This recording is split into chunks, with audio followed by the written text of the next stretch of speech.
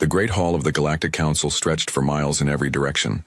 Representatives from 847 different species sat in their assigned seats, watching the morning session begin. The air buzzed with dozens of different languages being translated through universal communicators. Ambassador Kethvar of the Zephyrian Empire walked to the speaking platform with confident steps. His purple skin gleamed under the artificial lights and his forearms moved with practiced grace. Behind him followed 3 assistants carrying data tablets and official documents. Elder Morthak, the ancient leader of the council, watched from his elevated seat. His wrinkled face showed no emotion, but his 4 black eyes tracked every movement the Zephyrian made. The elder had seen many young species make foolish decisions over his 1,000 years of life. Honored council members, Kethvar began, his voice carrying clearly through the hall's sound system. The Zephyrian Empire comes before you today to announce a great expansion of our territory.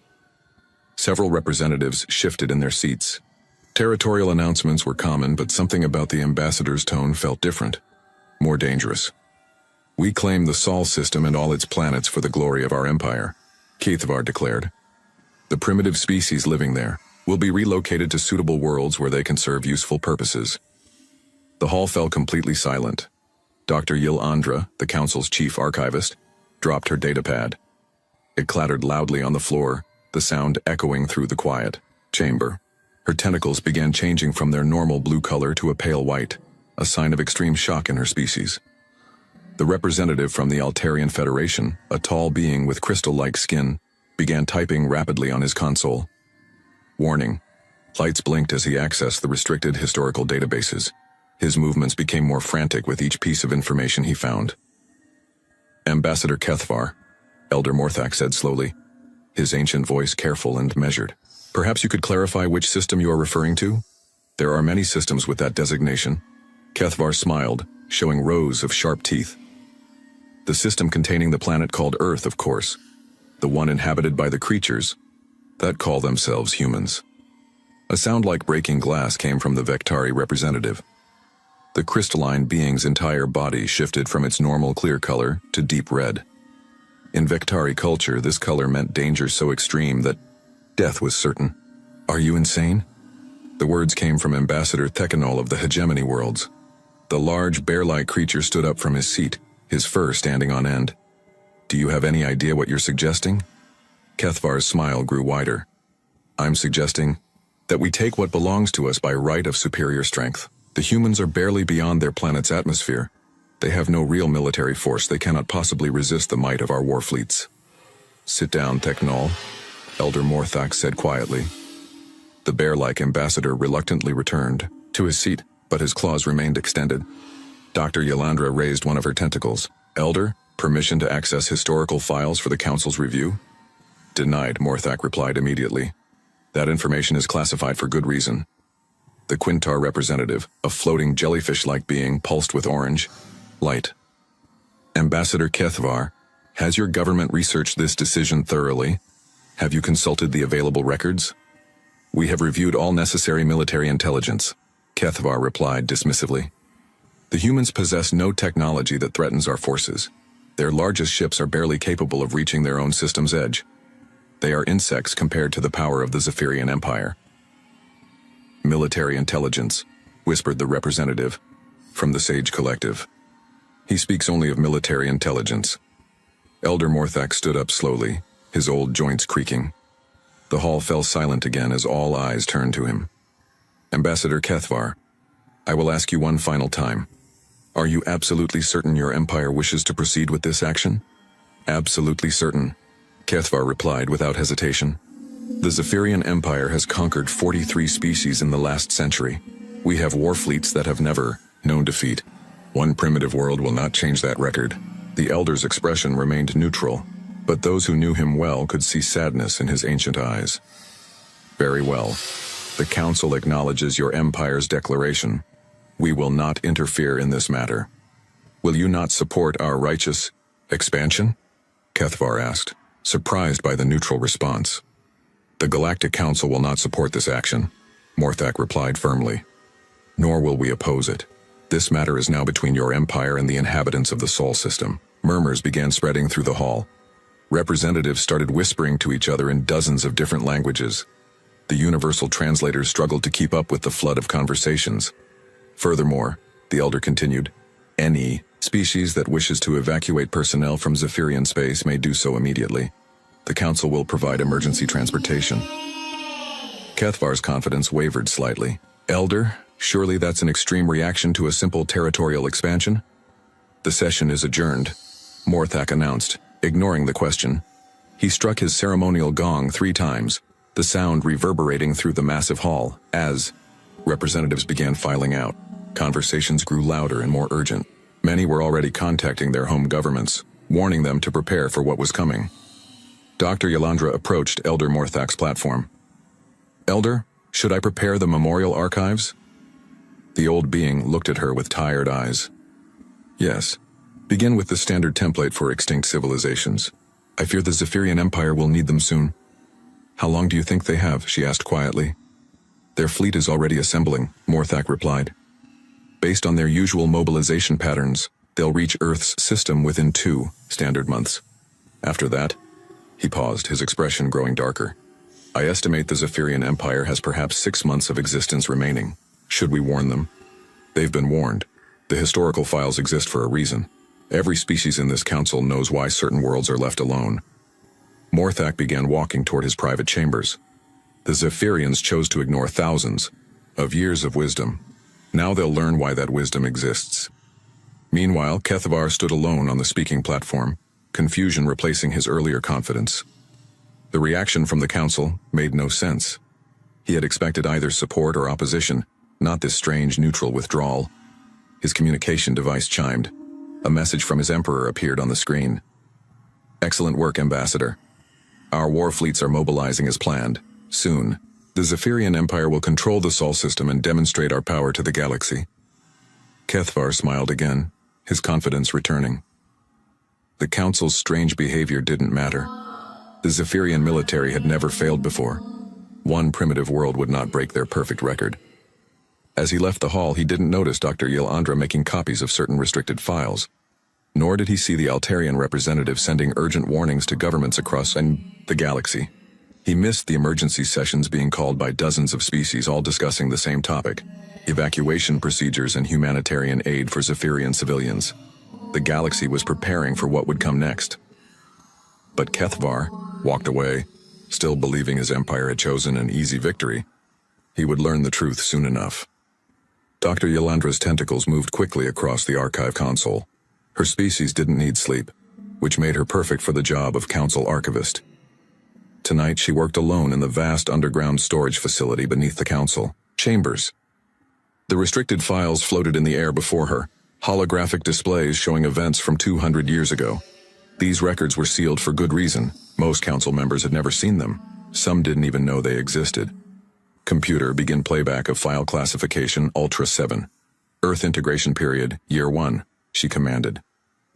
The holographic display changed, showing a blue and green planet spinning slowly in space. Earth looked peaceful from this distance. Beautiful even. It was hard to believe what happened next. Historical note, the computer's voice announced. The following records document first contact between galactic civilization and the species, known as humans.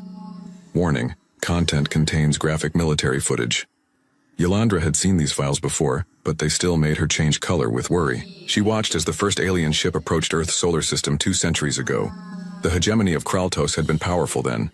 Their empire controlled 400 worlds and possessed military technology that could destroy planets.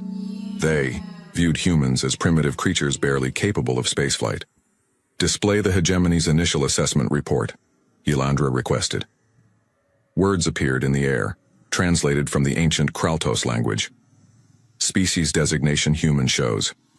Basic tool use and simple electronics. Military capacity negligible. Recommend standard conquest protocol. Estimated resistance duration, 72 hours maximum. The archivist's tentacles curled with dark humor. 72 hours. The hegemony had been so confident. Begin playback of battle footage, Luna orbital stations. The scene changed to show space around Earth's moon. Massive hegemony warships hung in the darkness like metal mountains. Their weapons could crack moons in half. Below them, tiny human ships moved like insects around a giant. The attack began exactly as expected. Hegemony plasma cannons fired. destroying the first wave of human defenders in seconds. More human ships came forward, only to be swept away by superior firepower. Display time index, battle plus 6 hours. The footage jumped forward. Now something was different. The human ships moved strangely, not following normal military patterns. They attacked from unexpected angles, used debris as cover, and seemed to ignore damage that should have disabled them. Display intercepted human communications. Battle plus 12 hours. A crackling voice filled the archive chamber, speaking in the ancient human language called English. All stations, this is Admiral Rodriguez. Pattern analysis complete. Their weapons recharge every 47 seconds. Their ships turn slowly to the left. Adjust attack runs accordingly. Yolandra paused the playback. This was the moment that changed everything. The humans had been losing badly, but instead of surrendering, they studied their enemies. In the middle of battle, while their friends died around them, they learned. Continue playback. The next scene showed human tactics changing rapidly. Ships that had been flying straight into enemy fire now moved in complex patterns. They avoided the strongest weapons and targeted weak points that shouldn't have been visible to primitive sensors. Display time index. Battle plus 18 hours. Now, the human ships looked different.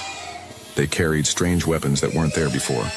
Jury-rigged devices built from battlefield salvage. Energy weapons that fired in unusual patterns the hegemony shields couldn't stop. Computer, explain the human modifications recorded during this period. Analysis indicates human forces modified their weapon systems 17 times during active combat. New designs were tested, refined, and distributed to other ships within hours. This adaptation rate exceeded all known military databases. The footage continued. By the 24th hour, hegemony forces were retreating from several positions. Their commanders sent confused reports. Human resistance exceeds all projections. Request immediate reinforcements. Display the Hegemony Command Council meeting, Day 3. The scene showed alien beings seated around a large table. They looked like giant beetles with multiple arms. Their voices were translated into standard galactic language. General Thekvar, report on Earth conquest progress. Sir, we have encountered unexpected resistance. The humans appear to be adapting to our tactics. Adapting. They are primitives with chemical rockets. Yes, sir. However, they have now deployed weapons that our databases cannot identify. Our technical teams believe the humans are modifying captured equipment. Impossible. Their technology level cannot support such modifications. Nevertheless, sir, we have lost 18 capital ships in the last day. The humans seem to learn from each engagement.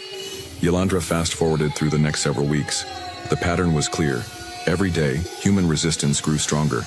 Every battle, they performed better. They used captured hegemony technology in ways its original creators had never imagined. Display final battle footage. Kraltos home system. The scene changed dramatically. Now human ships filled the space around the hegemony's homeworld. But these weren't the small primitive vessels from the beginning. These ships were larger, more advanced, and covered with weapons that shouldn't exist. Computer, analyze the human fleet composition at this battle. Human forces consist of 40% original human technology, 35% modified hegemony equipment, and 25% unknown design origin. Warning, some weapon systems appear to exceed current galactic technology standards. The Archivist watched as human forces systematically dismantled the hegemony's home defense fleet. There was no anger in their movements, no unnecessary destruction. They moved like surgeons, cutting away only what needed to be removed. Display the Hegemony surrender transmission. A voice filled the chamber, broken and defeated. Human forces, this is Hegemony Prime Command. We surrender unconditionally. We request mercy for our civilian populations. The human response came immediately. Hegemony Command, this is Fleet Admiral Chen. Surrender accepted. Civilian populations will not be harmed. Military forces will be disarmed and military production facilities will be dismantled. You have our word that your species will survive this war. And they had kept that promise. The beetle-like Kraltos still existed, living peacefully on agricultural worlds under human protection. They were farmers now, not warriors. Some said they were happier than they had ever been. Display summary of subsequent conflicts. Devourers of Sekhan invasion, collective Zon war. More footage filled the air. 2 other species had made the same mistake, attacking Earth after seeing the hegemony's defeat. Both had been certain they could succeed where others failed. The Devourers had lasted 8 months. The collective Zon, with their hive-mind coordination, had managed almost a full year. Both met the same fate, complete military defeat followed by peaceful integration into human-protected space. Computer current status of species that attacked Earth during integration period? All 3 species remain extant. Kreltos, 47 agricultural worlds, population stable. Sekhan, 12 mining colonies, population growing. Zon Collective, 18 research stations specialized in galactic communication networks, all operate under human protection protocols. Ylandra studied the final statistics. 3 major galactic powers had tried to conquer primitive Earth. All 3 were defeated so completely that they ceased to exist as military forces. Yet all 3 species survived and even thrived under human guidance. Computer, extract key tactical analyses for distribution to Council members. Warning, this information is classified under Council Resolution 847 Alpha. Distribution requires unanimous, Elder approval. Emergency override, Archivist Authorization 77 Alpha. Imminent species extinction event. Override accepted. Preparing data packets for all Council members. As the files compiled, Ylandra thought about the Zephyrian Empire. They had conquered 43 species in recent years. They possessed advanced weapons and experienced soldiers. Their confidence was understandable, but confidence wouldn't save them from what was coming. The historical records were clear. Humans didn't just fight wars. They studied them. They adapted to them. They turned every enemy weapon into a tool for their own use. Most terrifyingly, they did all of this while maintaining strict moral codes that prevented them from committing genocide. The Zephyrians would discover that losing to humans was worse than dying. They would survive, but they would never be warriors again. Computer, add personal note to all data packets. The humans do not fight to destroy. They fight to teach. The lesson they teach is that war has consequences. Some consequences last forever. The data packets shot out across the galaxy, carrying warnings to every civilized species. But Ylandra knew it was probably too late. The Zephyrian fleets were already moving toward Earth. Soon the galaxy would witness another demonstration of why humans were left alone. Admiral Sarah Chen stood in the center of the Solar Defense Council's command room, reading from a holographic display that floated before her. The message from the Zephyrian Empire glowed with official seals and threatening language. "Ladies and gentlemen," she said to the assembled military leaders, "we have received an ultimatum from the Zephyrian Empire. They demand our immediate surrender and relocation from all human colonies. We have 72 hours to respond." General Marcus Webb, his face scarred from the Titan mining conflicts 20 years ago, actually started laughing. The sound echoed through the quiet room, causing several officers to turn and stare at him. "Something amusing about this situation, General?" Admiral Chen asked. Webb wiped tears from his eyes.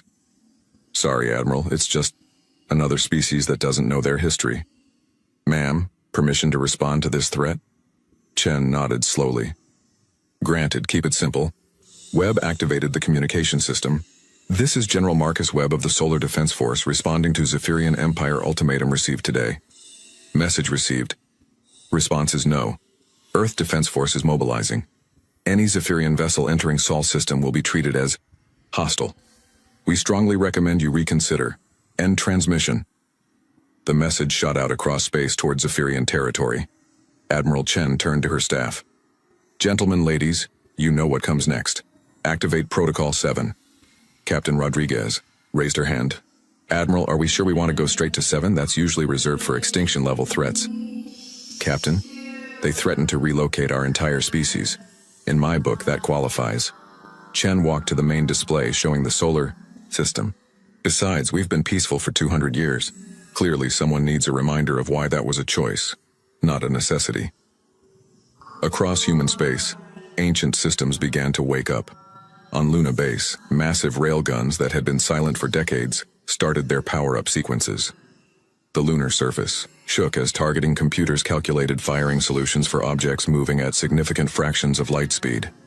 Colonel Martinez, commander of Luna Base, watched readouts scroll across his screens. "All railgun batteries report ready status. Ammunition fabrication at maximum output. Sir, we'll have enough kinetic rounds to level a continent within 6 hours." In the asteroid belt, mining ships received new orders. Captain Singh read the message twice before believing it. Attention all mining vessels, military retrofit protocol 7 is now active. Report to designated stations for weapon installation and tactical briefing. The miners knew these protocols existed, but nobody had expected to use them. Within hours, ships designed to crack asteroids were being fitted with weapons designed to crack starships. The modifications looked rough, but they were deadly effective. "This is mining vessel prospector calling Belt Command," Captain Singh reported. "Retrofit complete. Sir, these weapons are intense. Are we sure we need this much firepower? Prospector, you're not fighting other miners anymore. These weapons are designed for military capital ships. Use them accordingly." Mars Command buzzed with activity as Commander Park activated systems that had been maintained but never used. The Red Planet's orbital defense platforms came online. One by one, their weapon arrays tracking toward deep space. "All platforms report ready status," Lieutenant Hayes announced. "Sir, the power readings are incredible. Each platform could take out a small moon." "Lieutenant, remember that we're potentially facing an empire that controls hundreds of worlds. They won't be bringing small ships." Commander Park studied tactical displays showing enemy fleet estimates. "Make sure every platform has backup power and enough ammunition for extended engagement." But the most significant change happened when Admiral Chen sent out a specific communication code that hadn't been used in 50 years. Deep in space, beyond the edges of mapped territory, human exploration vessels received the message.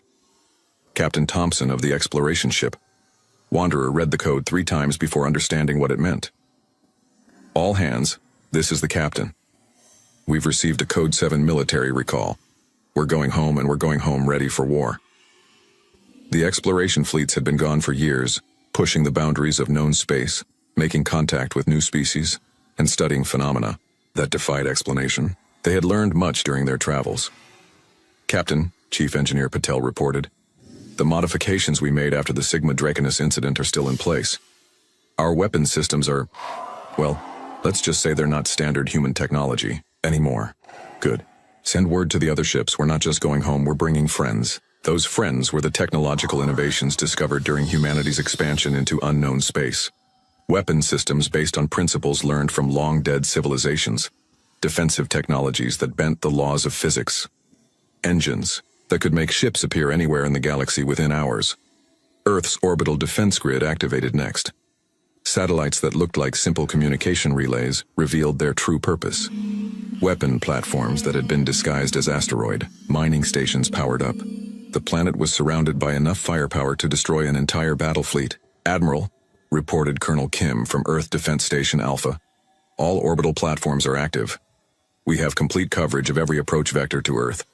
Nothing larger than a meteorite can reach the planet without our permission." Meanwhile, human colonies throughout space received their own orders.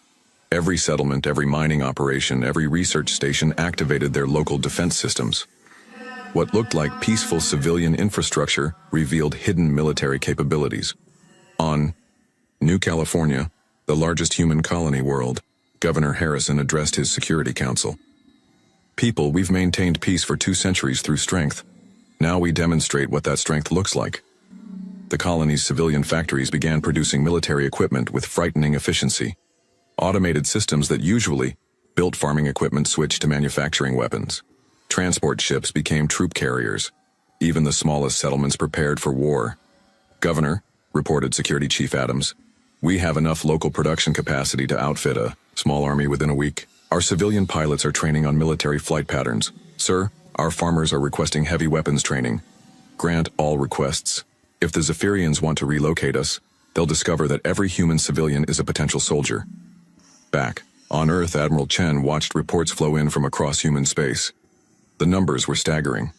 Hundreds of thousands of ships, millions of personnel, enough weapons to fight a galactic war.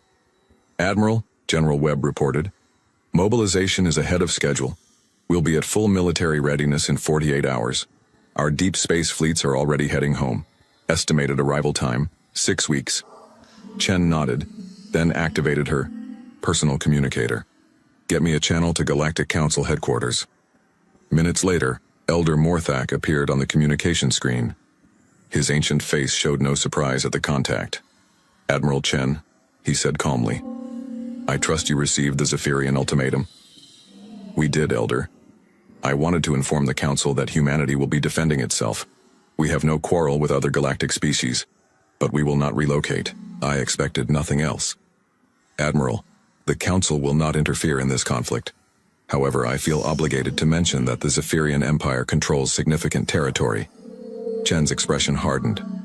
Elder, respectfully, the size of their empire is irrelevant. They threatened our families, that was their mistake.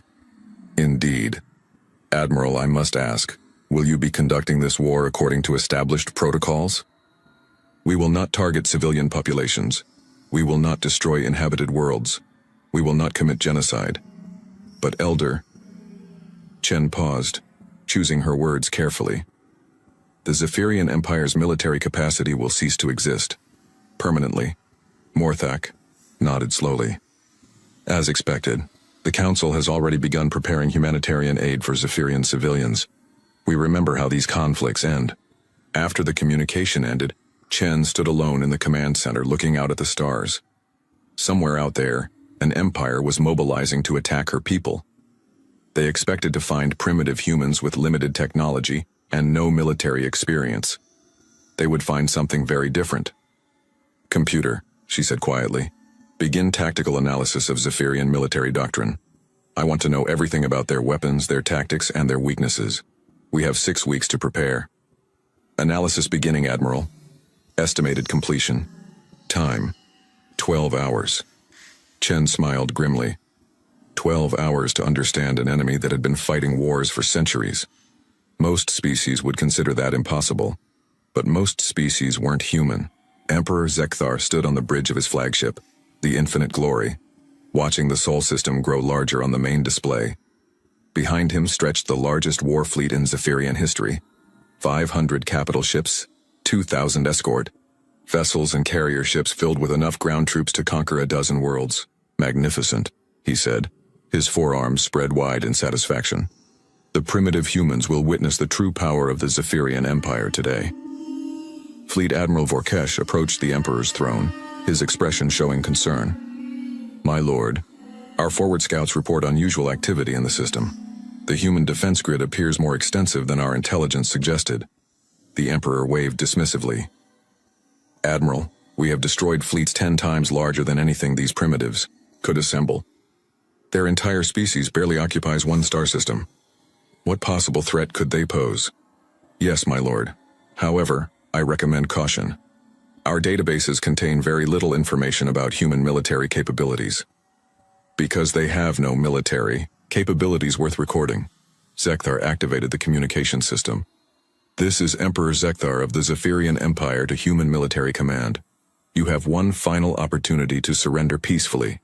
Submit to our rule, and your species will be relocated to suitable worlds where you can serve productive purposes.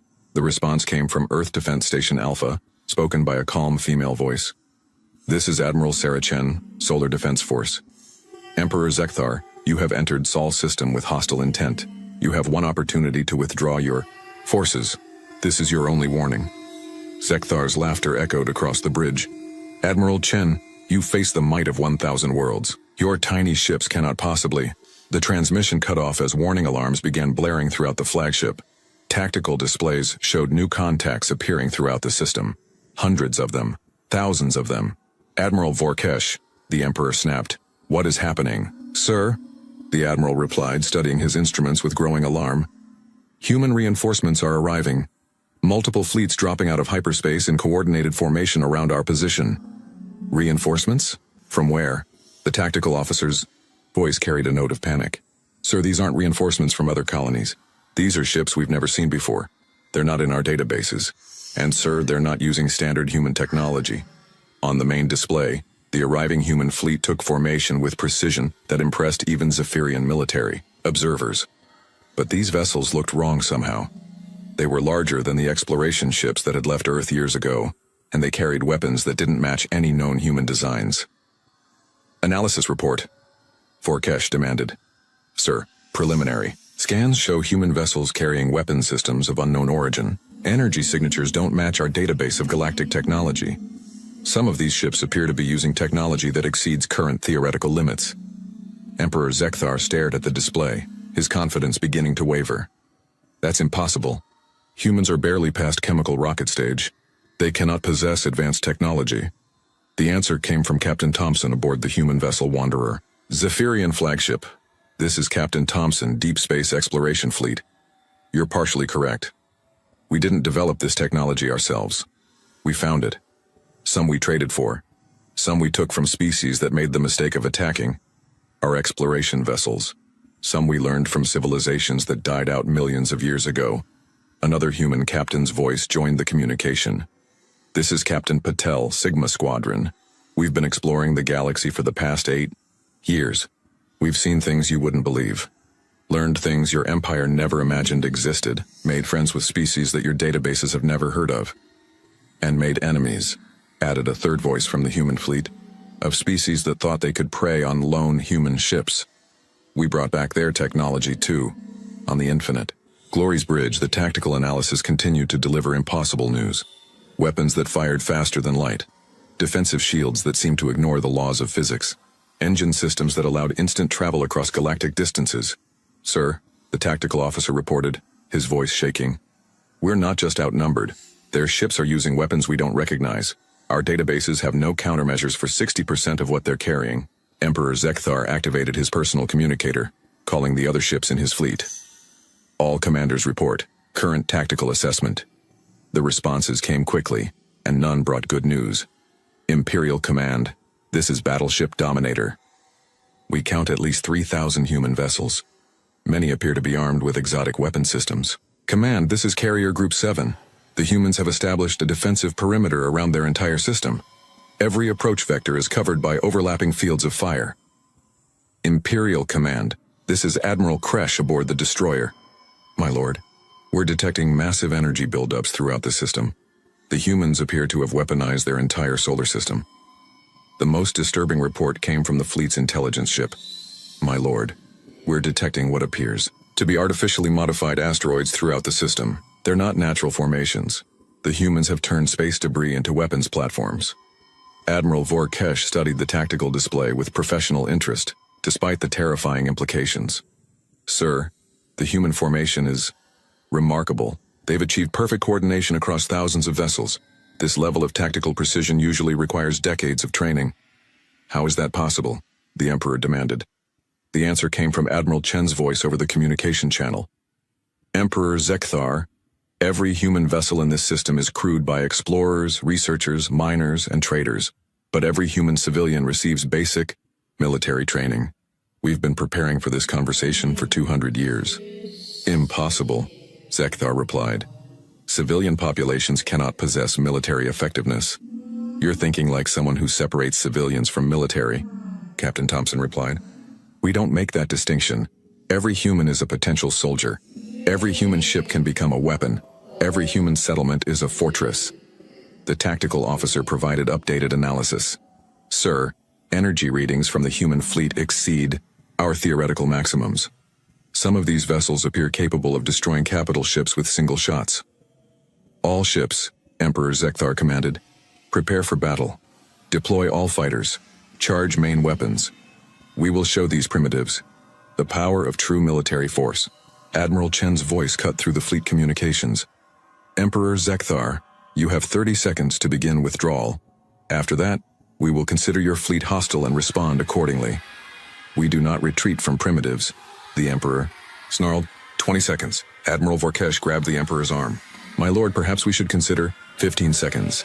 The Zephyrian Empire does not surrender. 10 seconds. 5, 4, 3, 2, 1.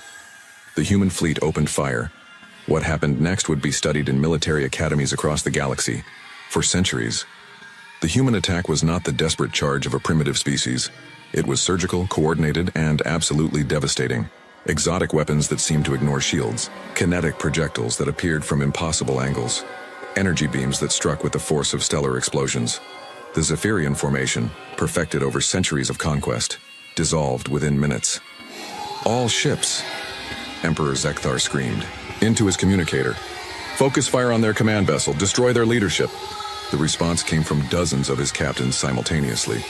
Sir, we can't identify their command structure. Every ship appears to be operating independently. Impossible. Military forces require central command. Admiral Chen's voice cut through. The chaos of battle communications. Emperor, you're still thinking conventionally. We don't use central command. Every captain is authorized to make tactical decisions. Every crew knows the mission. Destroy our flagship and 5 others take its place immediately. The battle continued for 4 hours and 17 minutes. When it ended, the Infinite Glory floated alone in space, its engines disabled and weapons offline. Around it drifted the wreckage of the greatest war fleet the Zephyrian Empire had ever assembled. Emperor Zekthar sat in his damaged throne, staring at the tactical display that now showed thousands of human vessels surrounding his crippled flagship. In 4 hours, his empire's military might have been reduced to a single damaged ship. This is Admiral Chen to Zephyrian flagship. Prepare to be boarded. You will be taken into custody for war crimes proceedings. Your crew will be treated according to galactic conventions. War crimes? Zekthar asked weakly. You threaten genocide against an entire species. That's a crime under galactic law. Don't worry, Emperor. You'll survive this. Your empire, however, will not. As human boarding parties prepared to dock with his ship, the former emperor of the Zephyrians realized the terrible truth. The humans hadn't been fighting at full strength. This had been a demonstration, not a war. 6 months after the Battle of Sol, the former Emperor Zekthar stood in a grain field on the agricultural world of New Zephyr. His once magnificent royal robes had been replaced with simple farming clothes. His forearms, which had once commanded fleets, now guided harvesting equipment through rows of genetically modified wheat. Administrator Zekthar called his human supervisor, walking through the field with a tablet in her hands. The harvest numbers look good this season. Your agricultural teams are exceeding production targets. Zekthar looked up from his work, sweat gleaming on his purple skin. Thank you, Supervisor Martinez. My people are adapting to their new circumstances. How are you adapting? She asked, genuine concern in her voice. The former emperor considered the question. I spent 50 years learning to destroy. Now I'm learning to grow things. It's different. Harder in some ways. But he paused, watching Zephyrian children playing between the crop rows. My people are safer now than they were when we controlled 400 worlds. Supervisor Martinez nodded. The transition period is always difficult, but you've seen the reports from other species that went through this process. The Kraltos agricultural worlds are now some of the most prosperous in the galaxy. Yes, I've read those reports.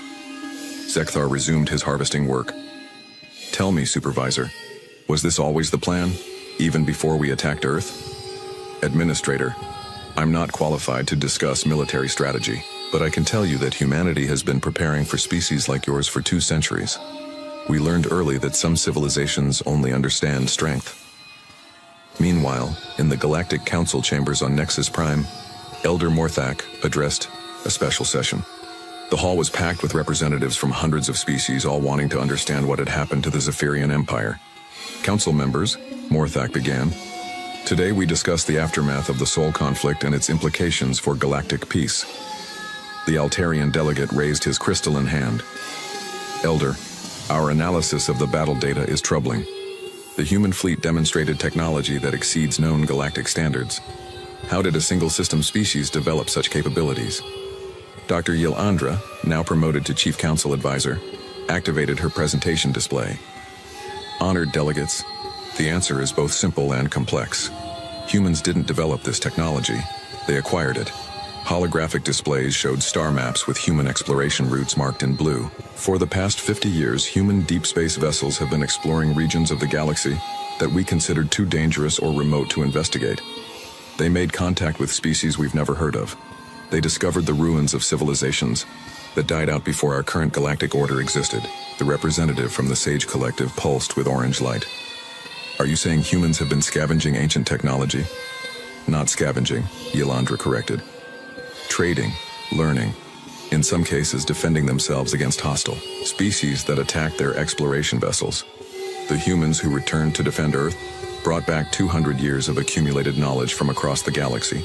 Elder Morthak stood to address the growing murmur of conversation.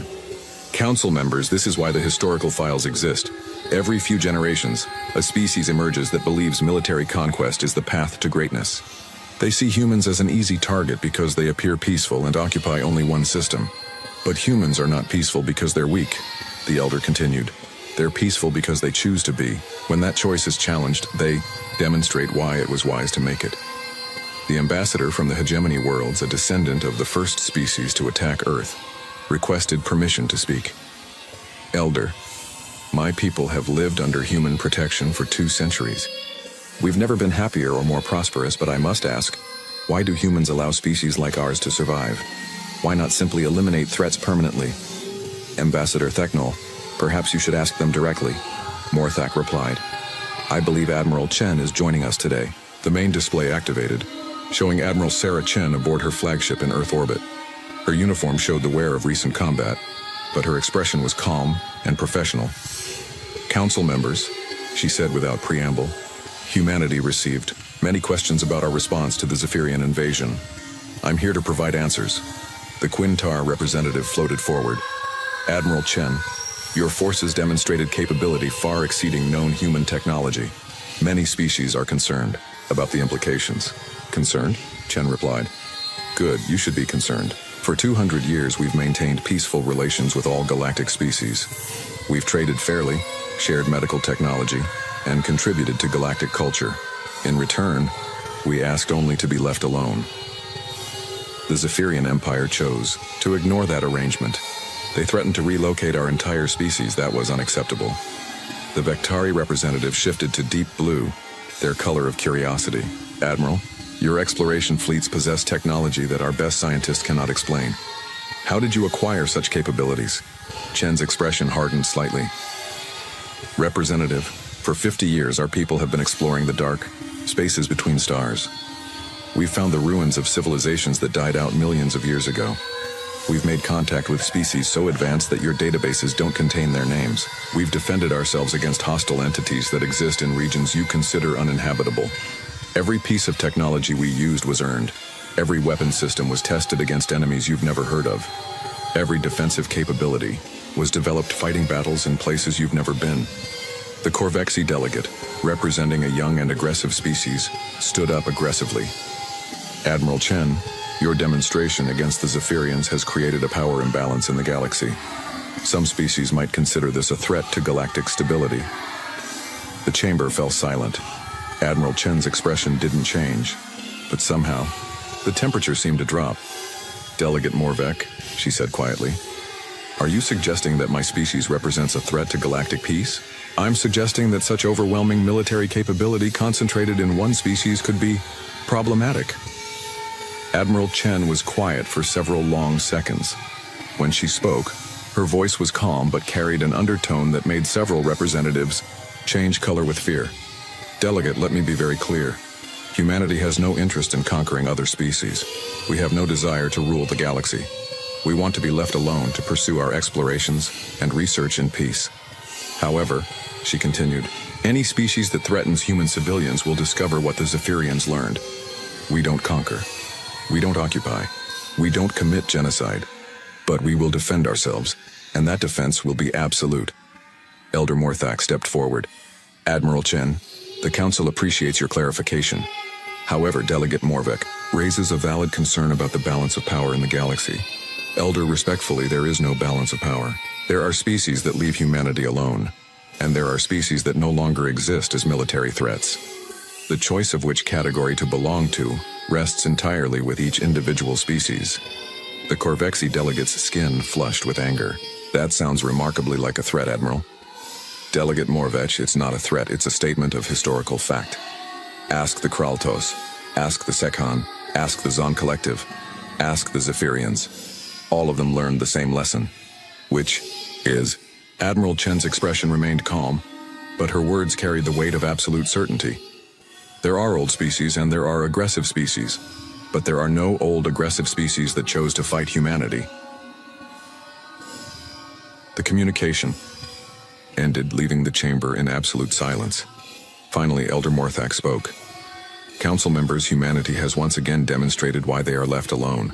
I recommend that all species review their historical databases and remember this lesson. Furthermore, he continued, any species considering aggressive action against human interests should remember that what happened to the Zephyrian Empire was not a war.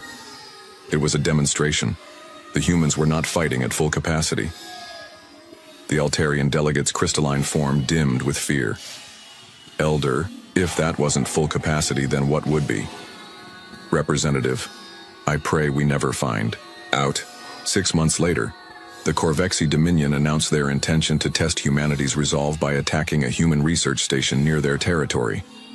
In the council chambers, representatives quietly began preparing memorial texts for another species that refused to learn from history. But deep in the archives, Dr. Yolandra made a new entry in the historical files. Year 247 post-integration. The galaxy continues to produce species that mistake human restraint for weakness. Humanity continues to provide educational experiences for these species. The lesson remains the same. Some choices cannot be undone. The galaxy was vast, and somewhere in its depths, new species were developing faster than light travel and dreams of conquest. Eventually, one of them would look at the peaceful human worlds and think they saw an easy target. When that happened, the galaxy would learn the lesson once again.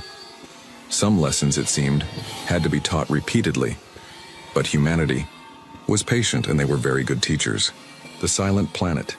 The Great Hall of Nexus Station buzzed with activity as delegates from across the galaxy took their seats. Towering Zephyrians in their battle armor sat next to the graceful Altarians with their flowing robes. Tiny Nexari merchants scurried between the rows, making last-minute deals before the session began. Representatives from 47 different species filled the enormous chamber, each bringing their own customs, languages, and agendas to the 847th Galactic Assembly. Ambassador Veltar of the Altarian Collective stood at her designated podium, her silver skin shimmering under the station's artificial lights. She had served on the council for over a century, and in all that time, one issue had continued to frustrate her beyond measure. Her delicate hands moved across the holographic display, bringing up a file that every delegate knew by heart. "Fellow members of the Galactic Council," she began, her melodious voice carrying easily through the chamber's advanced acoustics, "we must once again address the matter of Sol 3, known to its inhabitants as Earth." A collective groan echoed through the assembly. The human question had been discussed at every major gathering for the past 200 years, and no one seemed any closer to a solution. Veltar continued reading from the file. First contact protocols were initiated 203 years ago, when the humans achieved faster-than-light communication. Standard diplomatic packets were transmitted to their homeworld. The humans acknowledged receipt of our messages, but provided no formal response. She gestured, and the display showed a timeline of attempted communications. Red marks indicated failed diplomatic overtures, stretching back decades. "We have sent formal invitations to join the Galactic Council. We have offered trade agreements, cultural exchange programs, and technological assistance. Every message has been acknowledged but never answered." War Commander Krex of the Zephyrian hegemony slammed his armored fist against his seat. The sound echoed like a gunshot through the chamber. "This is intolerable. Every civilized species in the galaxy participates in council proceedings. The humans show disrespect to 2 centuries of galactic law and tradition." The massive warrior stood to his full height of nearly 3 meters. His species had dominated this sector of space for millennia through superior military might, and the concept of being ignored was personally offensive to him. "My fleet commanders report human vessels in 17 different systems. They have established colonies, mining operations, and research stations. Yet when our patrol ships approach, the humans flee like cowards." Trader Prime Zix of the Nexari Consortium clicked her mandibles in agreement. Despite being barely a meter tall, her voice carried the authority of someone who controlled vast commercial networks. "The economic implications are troubling. Human colonies are completely self-sufficient. They mine their own resources, grow their own food, and manufacture their own goods. They refuse all trade overtures. This isolation disrupts established commercial patterns." Dr. Therian, the Council's chief xenobiologist, accessed his own research files. His people, the scholarly Mindari, had made first contact procedures their specialty. "Behavioral analysis suggests the humans understand our communications perfectly. Their acknowledgement signals use proper diplomatic protocols. They know we exist. They know what we want, but they choose not to respond. Perhaps they lack the intelligence to understand galactic politics," suggested Ambassador Quill of the Hegemony States. "Their technology appears primitive compared to Council standards. Maybe they simply cannot comprehend the complexity of multi-species governance. Veltar shook her head. Intelligence assessments indicate otherwise. Human ships demonstrate advanced stealth capabilities. Their colonies show sophisticated terraforming techniques. They have achieved faster-than-light travel independently, without Council assistance. Lack of intelligence is not the issue. The chamber fell silent as delegates considered this information. Every known species had eventually joined the Galactic Council, either voluntarily or through various forms of persuasion. The Council maintained order across thousands of star systems, regulated trade between species, and prevented the kind of devastating wars that had plagued the galaxy in earlier ages. "What do we actually know about human society?" asked Representative Morn of the Free Worlds Alliance. Dr. Therian consulted his files. Long-range observations suggest a diverse planet with multiple governments and cultures. They appear to have recently unified under some form of global administration, though the exact structure remains unclear. Population estimates indicate approximately 8 billion individuals. Military capabilities? War Commander Krex demanded. "Unknown, Dr." Therian admitted. Human vessels use unfamiliar energy signatures. They avoid direct confrontation with Council patrols. We have no data on their weapon systems or fleet strength. Trade Prime Zix leaned forward in her seat. Economic intelligence suggests they possess significant manufacturing capabilities. Their colonies require no external support, implying advanced industrial capacity. However, they show no interest in acquiring Council technologies or resources. Ambassador Veltar reviewed the summary data. 200 years of attempted contact, hundreds of diplomatic messages, dozens of trade offers, all acknowledged, none answered. The humans remain the galaxy's greatest mystery. "The question before us today," she announced, "is whether to continue our current approach or consider alternative measures." War Commander Krex stood again. "The Zephyrian hegemony proposes immediate action. A species that ignores the Council, ignores galactic law. Perhaps they need a reminder of their obligations." "You suggest military intervention?" Ambassador Veltar asked carefully. "I suggest a diplomatic enforcement mission," Krex replied. "A fleet large enough to demonstrate Council authority. If the humans wish to remain isolated, they can do so from a single star system under Council supervision." The proposal sent ripples of concern through the Assembly. Military action against a non-aggressive species violated several Council principles, but the human situation had grown increasingly frustrating. The Nexari Consortium would support limited economic sanctions, offered Trader Prime Zix, restrict their access to neutral trade routes, force them to negotiate. The Altarian Collective believes diplomacy should be exhausted before considering coercive measures, Veltar stated, though her voice carried less conviction than usual. Dr. Therian raised a scholarly objection. "We lack sufficient intelligence about human capabilities. Military intervention could prove costly." War Commander Krex laughed, a sound like grinding metal. "They avoid our patrol ships. They hide in remote systems. These are not the actions of a military power. The humans are afraid and fear makes species reasonable." The debate continued for hours. Some delegates argued for patience, others for immediate action. The Free Worlds Alliance suggested sending a larger diplomatic mission. The hegemony states recommended economic isolation. The Zephyrians pushed for military demonstration. Finally, Ambassador Veltar called for a formal vote. The motion before us to dispatch a diplomatic enforcement fleet to the Sol system, with authority to compel human participation in Council proceedings. The voting process took nearly an hour as each delegation consulted with their home governments. When the results appeared on the main display, the motion had passed by a margin of 3 votes. War Commander Krex smiled with satisfaction. "The 15th Enforcement Fleet will depart within the week.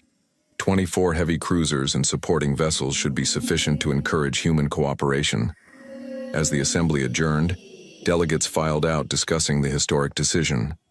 Never before had the Council resorted to force against a species that had not committed acts of aggression. But the human situation was unprecedented, and unprecedented problems required unprecedented solutions. Ambassador Veltar remained in the chamber long after the others had left, staring at the human file on her display. Something about this decision troubled her, though she could not identify exactly what. The humans had shown no signs of hostility, yet they possessed capabilities that remained mysterious. They understood council communications, but chose not to respond. They had colonized 17 worlds without council oversight, yet showed no signs of territorial expansion. What kind of species possessed such discipline and restraint? And what would happen when that restraint was finally tested? The questions would be answered soon enough. The Watchers deep beneath the Rocky Mountains of North America, Admiral Sarah Chen walked through corridors that officially did not exist. The Cheyenne Mountain Complex had been expanded far beyond its original Cold War specifications, with new levels carved from solid granite extending nearly a kilometer underground. The facility now housed the most sophisticated intelligence operation in human history. Admiral Chen stopped before a massive blast door marked only with the symbol of the Terran Defense Force. Her genetic signature and retinal scan granted access to what insiders called the Observatory, humanity's window into galactic politics. The command center beyond stretched across an enormous cavern. Hundreds of technicians monitored banks of screens, showing intercepted communications from across the galaxy. Holographic displays mapped trade routes, military movements, and political relationships between dozens of alien species. The soft hum of quantum computers processing incomprehensible amounts of data filled the air. "Admiral on deck," called Lieutenant Rodriguez as Chen entered the main floor. "As you were," Chen replied, making her way to the central command platform. At 62 years old, she had spent the last 30 years overseeing humanity's most classified project. While the galaxy believed Earth was ignoring their diplomatic overtures, the truth was far more complex. Dr. Marcus Webb, Earth's lead xenopolitical analyst, approached with a tablet full of reports. Despite his civilian status, Webb had become one of the most important people on the planet. His team of linguists, anthropologists, and strategic analysts had decoded every major alien language and studied every aspect of galactic civilization. "The latest council session just concluded," Webb reported. "They voted to send an enforcement fleet to Sol system, 24 heavy cruisers under Zephyrian command." Chen nodded without surprise. "Expected timeline?" War Commander Krex announced. "Departure within the week. Transit time to Earth is approximately 43 days using standard Council hyperdrive technology." Chen studied the main tactical display, which showed real-time positions of every major military fleet in the galaxy. Red icons marked Zephyrian vessels, blue represented Altarian forces, green indicated Nixari commercial escorts. Hundreds of ships moved through space, completely unaware that their positions were being monitored from a small planet they considered primitive. "Show me the political analysis," Chen requested. The holographic display shifted to show a complex web of relationships between galactic powers. Dr. Webb highlighted different connections as he spoke. "The Galactic Council appears democratic, but it's actually controlled by three major powers. The Altarians dominate through economic dependency. They provide advanced technology to developing worlds, then use debt obligations to control political decisions. The Zephyrians maintain order through military intimidation. Any species that challenges council authority faces their enforcement fleets. The Nixari control commerce through monopolistic trade agreements." Chen studied the data with practiced eyes. "And the smaller species?" "Client states, essentially. They get protection and access to galactic trade networks in exchange for resources and political compliance. It's a sophisticated system of control disguised as cooperation." Dr. Webb activated another display showing detailed intelligence files on major council species. "The Altarians are logical but inflexible. They believe their economic model benefits everyone and cannot understand why Earth refuses to participate. The Zephyrians respect strength above all else. They interpret our isolation as cowardice. The Nixari see untapped markets and unused resources." Chen walked to a secondary station where Commander Julia Park was monitoring intercepted communications. Park had spent 15 years learning alien languages and now spoke 17 different galactic tongues fluently. "What's the mood in the council chambers?" Chen asked. Park pulled up recent diplomatic traffic. Frustration mostly. They've never encountered a species that simply ignores them. The Altarians are genuinely confused.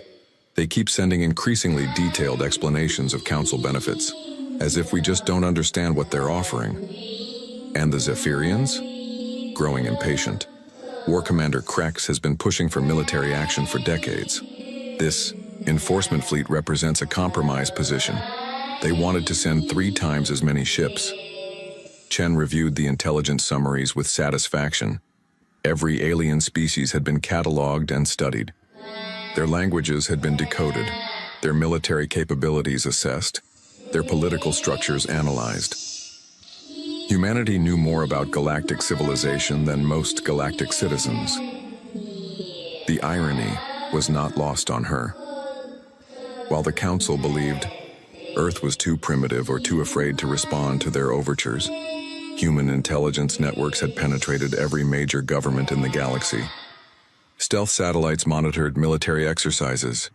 Quantum listening posts intercepted diplomatic communications. Advanced AI systems analyzed social patterns and predicted political developments. "Dr. Webb," Chen called, "bring up the strategic assessment." A new holographic display showed the real reason humanity had remained silent for 2 centuries. Dr. Webb had synthesized decades of intelligence into a comprehensive analysis of galactic power structures. "The Council isn't inviting us to join an alliance," Webb explained. "They want us to submit to their system. New species start as junior members with limited voting rights. They're assigned economic roles based on their natural resources and industrial capacity. Military forces are integrated into Council command structures." Chen nodded grimly. "Show the Admiral the colony assignments." Webb highlighted several star systems on the galactic map. New Council members are typically restricted to 3 or 4 worlds. Population growth is managed through mandatory colonization quotas. Technological development is controlled through licensing agreements with established powers. In other words, Chen concluded, they want us to become another client state. Exactly.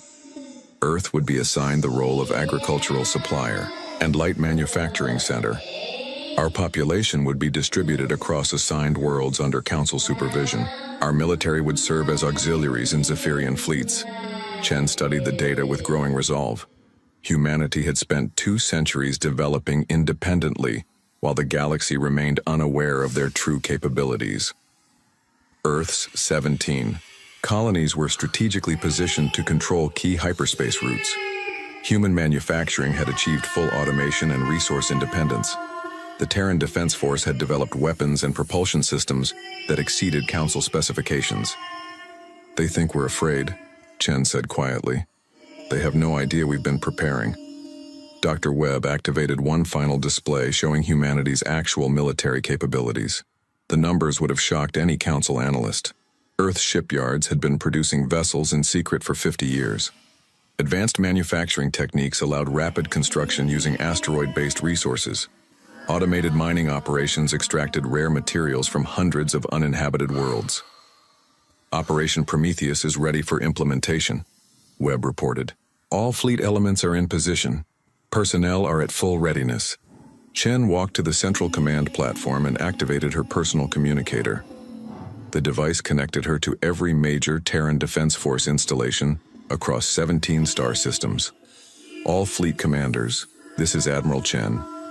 You are hereby authorized to implement Operation Prometheus. Set course for Nexus Station. It's time to introduce ourselves to the galaxy." Acknowledgements flowed in from across human space. Fleet Admiral Torres confirmed departure from the Titan shipyards.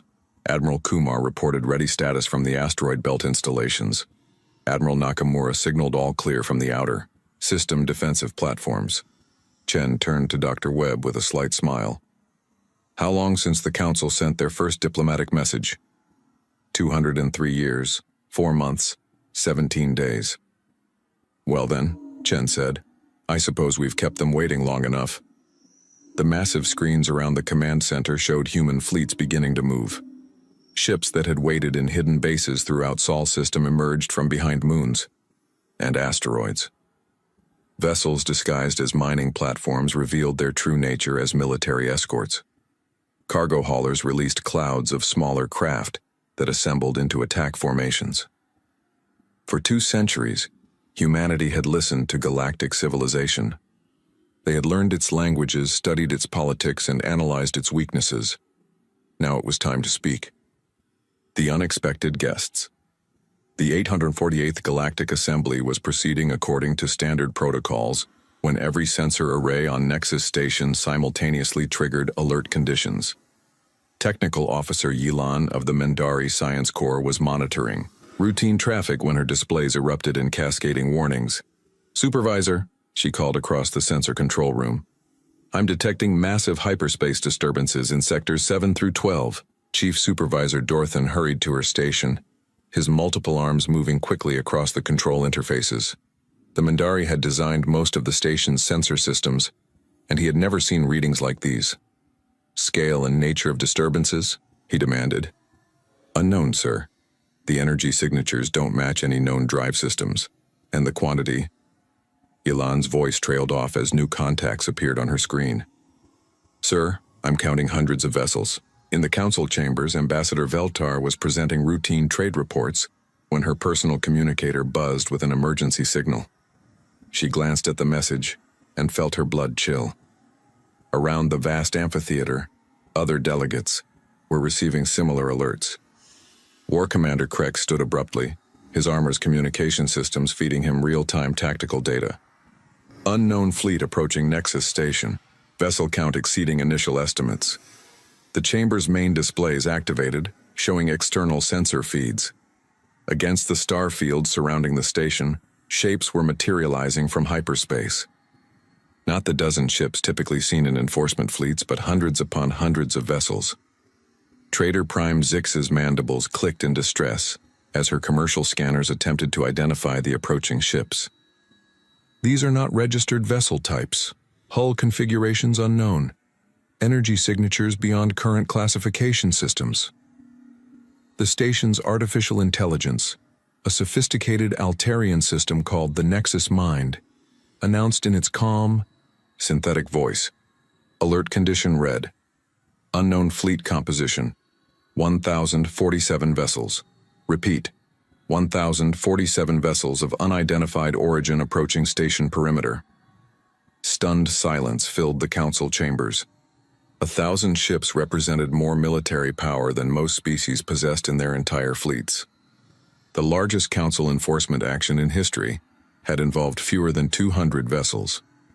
War Commander Krex was receiving continuous updates from his military analysts. Hull composition appears to be advanced metallic alloys. Drive systems generate exotic energy patterns. Weapon systems indeterminate. Ships are maintaining formation at standard diplomatic distance. Ambassador Veltar felt a cold certainty growing in her mind. Computer display vessel design parameters and compare with known species databases. The main screen showed detailed scans of the approaching fleet.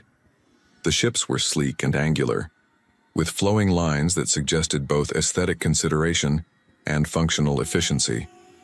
They moved with precise coordination that indicated advanced command and control systems. "No matches found in galactic databases," the Nexus Mind reported. "Vessel designs do not correspond to any known shipbuilding traditions. Could they be from outside the galaxy?" asked Representative Morn of the Free Worlds Alliance. Dr. Therian was frantically consulting his xenobiological databases. "Impossible. Intergalactic travel exceeds theoretical energy requirements for any known civilization." The tactical displays showed the mysterious fleet taking positions around Nexus Station. They formed a perfect sphere, with vessels spaced at mathematically precise intervals. The formation demonstrated tactical sophistication that impressed even Zephyrian military observers. "Incoming transmission," announced the station's communications officer. "Universal diplomatic frequency. Signal is surprisingly clear." The main display flickered, then resolved into an image that made several delegates gasp in recognition. A human female in an unfamiliar but clearly military uniform appeared on the screen. Her expression was calm and confident, with a slight smile that somehow managed to be both friendly and intimidating. "Greetings, Galactic Council," the human said. "Admiral Sarah Chen of the Terran Defense Force. I believe you've been trying to reach us about our planet's extended warranty." The joke was lost on most species present, but the implications were crystal clear. This was humanity's response to 2 centuries of diplomatic overtures. War Commander Krex was the first to recover from the shock. "How did you assemble this fleet without Council detection?" "Our intelligence networks monitor all major shipbuilding activities." Admiral Chen's smile widened slightly. "You monitor the shipbuilding activities you know about, Commander. Humanity has been rather busy while you've been sending us those lovely invitation letters." Ambassador Veltar found her voice. "Admiral Chen, your species has ignored Council diplomatic communications for over 200 years. This undisplay of force seems inconsistent with peaceful intentions." "On the contrary, Ambassador. We've received every message you've sent. We've read every trade proposal, every cultural exchange program, every membership application. We've studied them very carefully." The admission sent shockwaves through the assembly. The humans had been listening all along. Dr. Therian leaned forward. "If you received our communications, why didn't you respond? Standard diplomatic protocols require acknowledgement and preliminary negotiations." Chen's expression became more serious. "Doctor, we did acknowledge your messages, but responding would have implied acceptance of your framework. We needed time to understand exactly what you were offering." "And what conclusion did you reach?" asked Trader Prime Zix. "That the Galactic Council is not the Democratic Alliance you pretend to be. You're a protection racket dressed up in diplomatic language."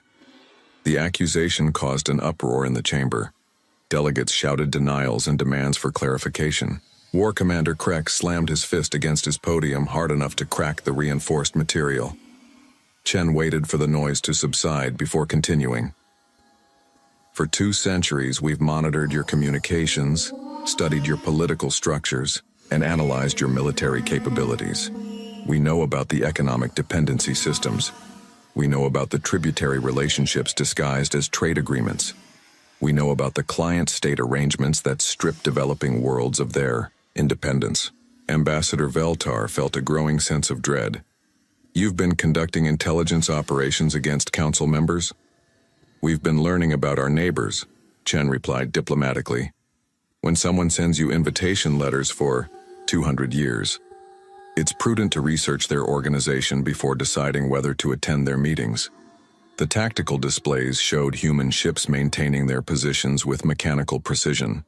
No weapon systems were visible, but the fleet's mere presence radiated controlled menace.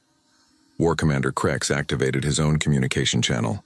"Admiral Chen, you command an impressive fleet, but you face the combined military might of 47 galactic civilizations. Your 1,000 ships are outnumbered by significant margins." Chen's image flickered as she consulted something off-screen. "Actually, Commander, our intelligence indicates you could field approximately 800 heavy warships if you mobilized every Council member's full fleet strength. Of course, that would leave your home systems completely undefended." The casual revelation of classified military data stunned the assembly. Council fleet strengths were among the most closely guarded secrets in galactic politics. "However," Chen continued, "we're not here to start a war. We're here to attend a meeting. Specifically, the 848th Galactic Assembly. I believe we're fashionably late." Ambassador Veltar struggled to process the situation. "You wish to participate in Council proceedings?" "We wish to make a presentation to the assembled delegates. We have a proposal that we believe will benefit all galactic civilizations." "What kind of proposal?" asked Representative Morn. Admiral Chen's smile returned, but now it carried a hint of steel. "A better way of organizing galactic civilization. One based on actual equality rather than disguised exploitation. One that allows all species to thrive without surrendering their independence to economic overlords or military hegemonies." The chamber fell silent as delegates absorbed the implications. Humanity had not come to join the existing system. They had come to challenge it. War Commander Krex's tactical displays showed his own fleet positions throughout the sector. Even with immediate mobilization, It would take weeks to assemble enough ships to match the human force. You speak of equality while deploying overwhelming military superiority. We speak of change, Commander. Whether that change happens peacefully or otherwise depends on how reasonable everyone chooses to be. The message was unmistakable. After 2 centuries of silence, humanity had finally decided to introduce themselves to galactic civilization, and they had brought enough firepower to ensure the introduction would be memorable. The reckoning. The council chambers erupted in chaos as delegates struggled to comprehend the impossible situation. War Commander Krex was shouting orders to his fleet commanders, while Ambassador Veltar frantically consulted with Altarian intelligence networks. Trader Prime Zix had activated emergency protocols to protect Nexari commercial assets throughout the sector. Through it all, Admiral Chen's image remained calm and composed on the main display. She watched the alien politicians scramble, with the detached interest of someone who had predicted every possible reaction. Order! Order in the chamber! Ambassador Veltar called, activating the station's crowd control systems. A low harmonic tone filled the air, designed to calm agitated beings from multiple species. Gradually, the shouting subsided. War Commander, Krex was the first to speak, his massive frame trembling with barely controlled rage. Admiral Chen, your species has committed an act of war by approaching Council space with hostile intent. Commander, Chen replied evenly. We approached openly, on established trade routes, using standard diplomatic frequencies. Our ships have not targeted your facilities or threatened your personnel. By any definition of galactic law, this is a peaceful diplomatic mission. Peaceful missions do not require 1,000 warships. Chen's smile never wavered. That depends on who you're visiting, doesn't it? Dr. Therian was frantically reviewing xenobiological databases, searching for any precedent for human behavior. Admiral, your species has demonstrated capabilities far beyond our previous assessments. How did you achieve such rapid technological advancement? Doctor, our advancement wasn't rapid. You simply weren't paying attention to the right things.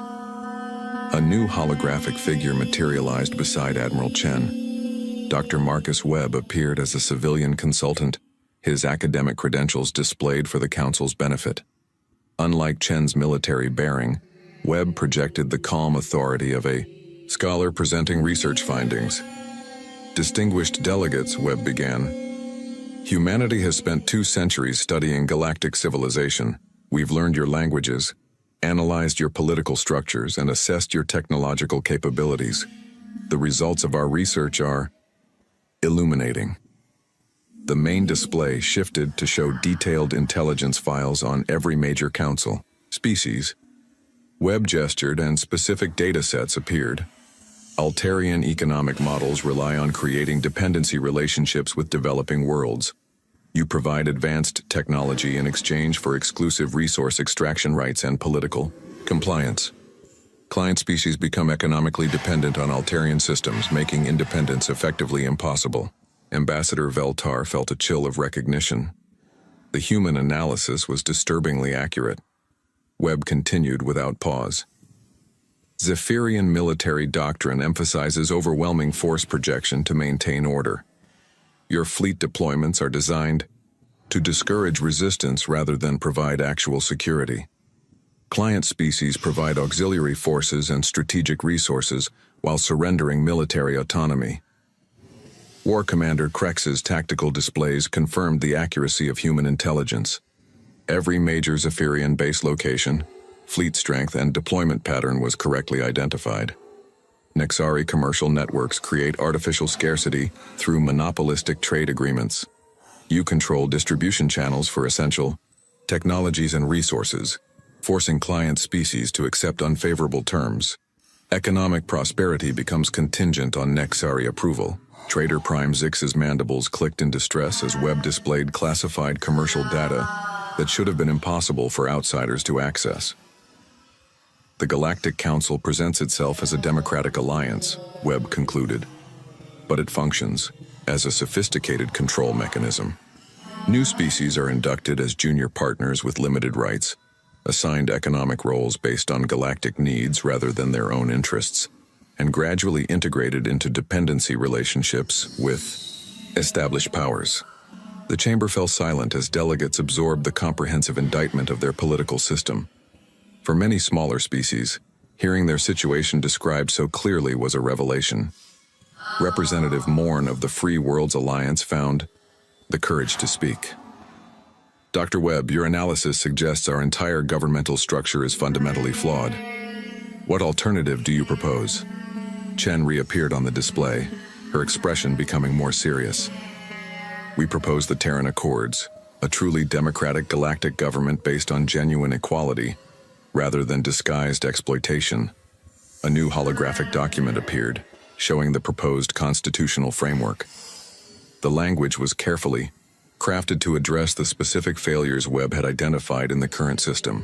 Equal representation for all species regardless of technological development or economic power, Chen explained. No tributary relationships, no enforced trade monopolies, no client-state arrangements. Every world maintains sovereignty over its internal affairs while participating in collective decisions that affect galactic security and commerce. War Commander Krex scoffed at the proposal. Impossible. Less developed species lack the knowledge to make informed decisions about complex galactic issues. The current system evolved because leadership requires experience and capability. The current system evolved because powerful species wanted to maintain their advantages, Chen replied. You're confusing competence with self-interest, Commander. Dr. Webb highlighted specific clauses in the proposed accords. The Terran framework includes provisions for technical assistance, educational exchanges, and gradual capability development. But these programs would be voluntary and designed to enhance independence rather than create dependency. Ambassador Veltar studied the proposal with growing concern. Admiral Chen, this would completely restructure galactic civilization. The economic disruption alone would affect billions of beings. The current structure already affects billions of beings, Chen replied. It just affects them negatively. We're proposing something better. Trader Prime Zix activated her commercial analysis systems. The economic models you suggest would eliminate established trade relationships and commercial agreements. The financial chaos would be catastrophic. For whom? Webb asked pointedly. For the Nexari corporations that monopolize interstellar commerce? Or for the client species who pay artificially inflated prices for basic necessities? The question highlighted the fundamental divide between those who benefited from the current system and those who suffered under it. Several smaller species exchanged meaningful glances as they considered the implications. War Commander Krex returned to his core concern. Even if your political theories were practical, Admiral, you lack the military strength to enforce such changes. The Council commands vastly superior numbers. Chen's expression hardened slightly. Commander, let me clarify something. This fleet represents approximately 30% of current Terran Defense Force capabilities. Our shipyards have been operating at full capacity for 50 years. Our technology exceeds Council specifications in every major category. Your tactical computers should be telling you exactly how this engagement would conclude. She gestured, and technical specifications appeared on the display. The data showed human vessel capabilities that made even Zephyrian dreadnoughts look obsolete. But more importantly, Chen continued, we're not here to conquer anyone. We're here to offer a choice. Adopt the Terran Accords voluntarily, or watch galactic civilization fragment as more species realize they don't need the Council's protection or permission to thrive. The threat was subtle, but unmistakable. Humanity had broken the fundamental assumption that species needed the Council's umbrella to survive in galactic politics. If they could achieve independence and prosperity alone, others might follow their example. Ambassador Veltar understood the strategic implications immediately. You're not just challenging our governmental structure, you're challenging the entire concept of mandatory galactic unity. We're challenging the concept of forced unity, Chen corrected. Voluntary cooperation benefits everyone. Coercive systems benefit only those in control. War Commander Krex was receiving continuous tactical updates from his fleet commanders. Every analysis confirmed the same conclusion. Human military capabilities exceeded Council estimates by orders of magnitude. A direct confrontation would be catastrophic. What guarantee do we have that humanity won't become the new galactic hegemon? He asked. Chen's smile returned, but now it carried genuine warmth. The same guarantee you gave to every species you inducted into the Council, Commander. Our word that we'll abide by the principles we're proposing. And if we refuse your proposal, then you refuse it. But you'll do so, knowing that the galaxy has seen an alternative to your system. And you'll do so knowing that humanity will continue to exist and prosper outside your control. The message was clear. The age of Council dominance was ending, whether they accepted it gracefully or not. Dr. Therian raised one final question. Admiral Chen, why reveal yourselves now? You could have remained hidden indefinitely. Chen considered the question carefully. Because isolation is ultimately a dead end, Doctor. Humanity wants to be part of galactic civilization. We just want it to be a civilization worth joining. The new paradigm. The Council chambers remained silent for long minutes as delegates processed the magnitude of humanity's proposal. The Terran Accords represented more than political reform. They challenged every assumption about how galactic civilization should function. Ambassador Veltar was the first to break the silence. Admiral Chen, you're asking us to dismantle a system that has maintained galactic peace for millennia. The current structure may be imperfect, but it has prevented the devastating wars that plagued earlier eras. Chen nodded respectfully. Ambassador, we're not proposing to eliminate galactic cooperation. We're proposing to make it genuinely voluntary. Peace maintained through coercion is not true peace. It's suppressed conflict, waiting for the right moment to explode. Dr. Webb activated additional displays showing historical data. Our analysis indicates that the current system has prevented large-scale wars by ensuring no single species could challenge Council authority. But it has also created numerous smaller conflicts as suppressed populations rebel against their client status. The data was damning. Dozens of police actions and stabilization missions over the past century, all designed to maintain the existing power structure. Representative Morn of the Free Worlds Alliance leaned forward in his seat. Dr. Webb, your proposal assumes that species will cooperate voluntarily when their survival interests conflict. History suggests otherwise. History under the current system, Webb replied. When species are treated as equals rather than subordinates, they tend to behave more cooperatively. When they know they can withdraw from agreements that no longer serve them, they're more likely to honor the agreements they make. Trader Prime Zix had been running economic projections throughout the discussion. The commercial implications are staggering. Eliminating established trade monopolies would disrupt supply chains across the galaxy. Billions of beings depend on current economic arrangements. Chen addressed the Nexari directly. Prime Zix, your analysis assumes that current trade relationships are necessary rather than simply profitable for Nexari corporations. Independent economic modeling suggests that free market competition would reduce costs for most species while maintaining adequate profit margins for efficient producers. And inefficient producers? Zix challenged. Would be replaced by more efficient ones, Chen replied calmly. The same natural selection that drives biological evolution can improve economic systems if artificial barriers to competition are removed. War Commander Krex had been silent while reviewing tactical assessments from his military staff. The conclusions were uniformly sobering.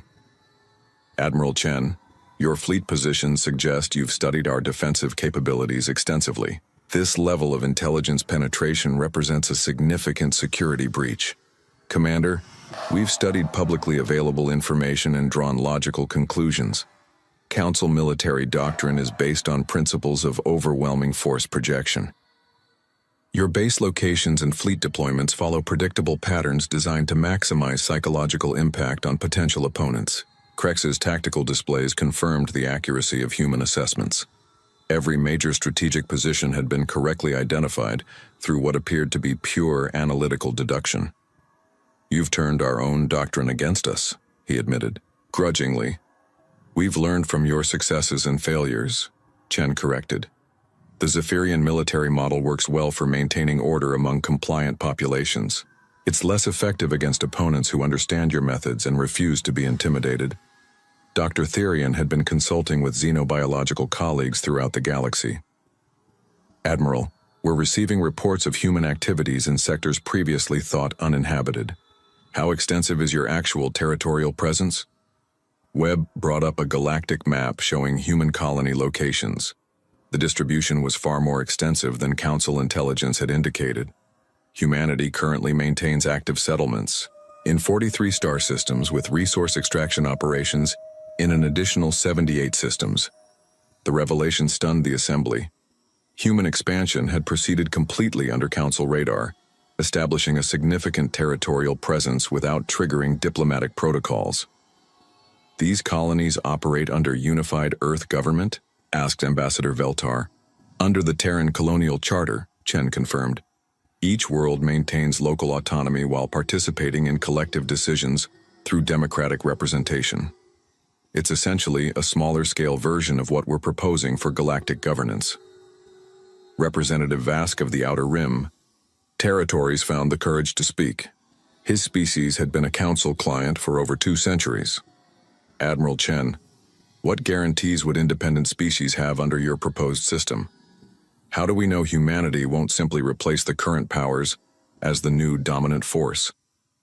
Chen's expression became more serious.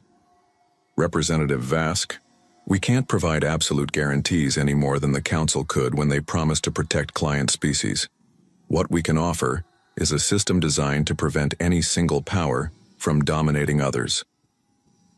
Dr. Webb highlighted specific constitutional provisions. The Terran Accords include mechanisms for collective action against aggressive powers, including humanity. No species would be dependent on any other for essential resources or security.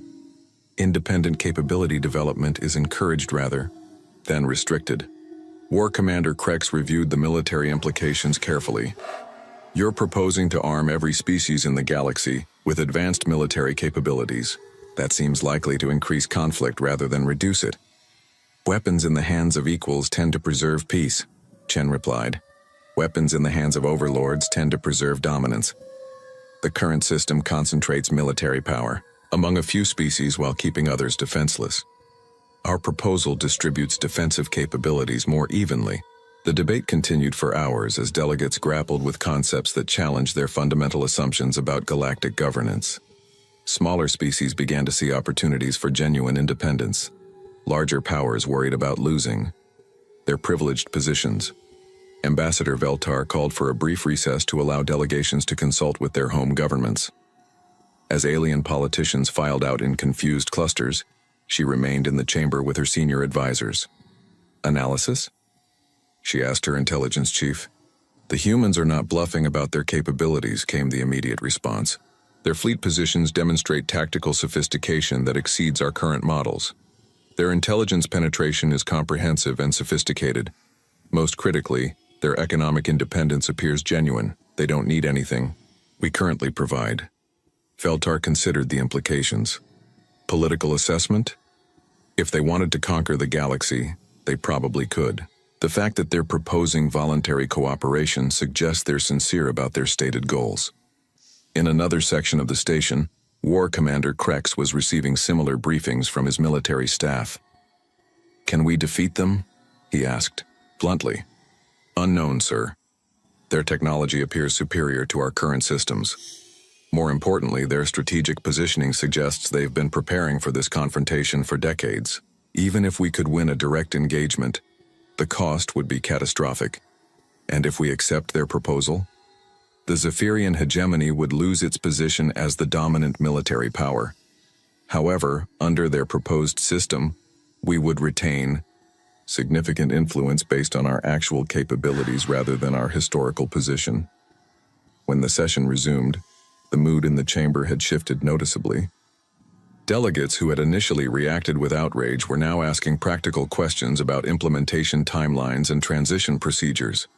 War Commander Krex stood slowly, his massive frame commanding attention throughout the chamber. For several moments he stood in silence, visibly struggling with a decision that would define his legacy.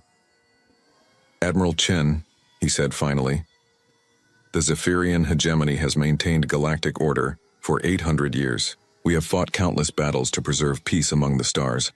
We have sacrificed thousands of warriors to protect species that could not protect themselves. Chen waited respectfully for him to continue. Your proposal would end that role. The hegemony would become merely one voice among many, our fleet serving collective decisions rather than our own strategic judgment. Yes, Commander. That's exactly what we're proposing. Krex reached for his ceremonial war blade, a weapon that had belonged to his family for 20 generations. Every delegate in the chamber tensed, unsure whether he was about to issue a challenge or make a symbolic gesture. Slowly, deliberately, he removed the blade from its sheath and placed it on the podium before him. In Zephyrian culture, the gesture represented acknowledgement of a superior opponent and willingness to negotiate rather than fight.